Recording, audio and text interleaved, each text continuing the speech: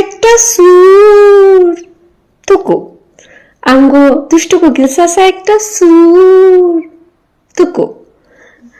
জামাতের আমির একটা সুর চাচা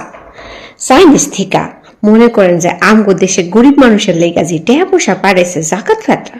আপনি এই টাকা মাইরা দিছুন চাচা আপনি এটা কিতা করতাছুন এই যে মনে করেন যে চাইনিজরা এই যে আমগো দেশে যারা গরিব মানুষ আছে হে করে যে পয়সা পাতি দিছে এই পয়সা মনে করেন যে আপনি একজন পার্লামেন্ট মেম্বার হইয়া বিরোধী দলীয় নেতা হইয়া আপনার কাছে এটা পৌঁছাইছে এইটা মনে করেন যে আপনি আমাগো দেশে যতগুলা গরিব মানুষজন আছে সেগুলোর আপনি বিতরণ করবেন আপনি এটা না করে আপনি কিটা করছেন চাচা আপনি কিটা করছেন চাচা আপনার দলের যে নেতাকর্মীরা আছে সেগুলোর মধ্যে আপনি এইটা ভাগ করে দিছুন এইটা কিছু হইল চাচা এটা তো একটা বৈষম্য হয়ে গেল চাচা তারপরে আপনি কিটা করছেন আপনি যে এই যে মানুষের মধ্যে এইটারে বিতরণ করছেন এইটা আপনি চাইনিজ গো নাম না কইয়া আপনি কইছেন যে এটা জামাত ইসলাম হেরা নাকি বিতরণ করছে এটা তো একটা ডাহা মিশা কথা চাচা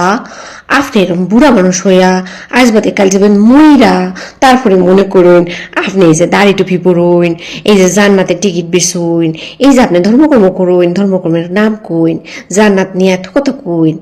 আপনার মতো মানুষ যদি এরকম মিশা কথা কয় আর গরিব মানুষের টাকা যদি এরকম মাইরা খায় তারপরে মনে করেন এক দেশের নাম যদি বেচা আপনি এইভাবে খায় মনে করেন বাংলাদেশের নাম তো বেচা খাইতাছিলেন অখন আবার আপনি কিটা করতেছুন এই যে চাইনিজ গো নাম বেচা খাইতাছুন তারপরে আপনি এগুলি সব আপনার দলের নাম করে লইছুন তারপরে কিতা হইল চাচা লজ্জার বিষয় যেটা এটা তো ফাঁস হয়ে গেছে গা চাচা অখন মনে করেন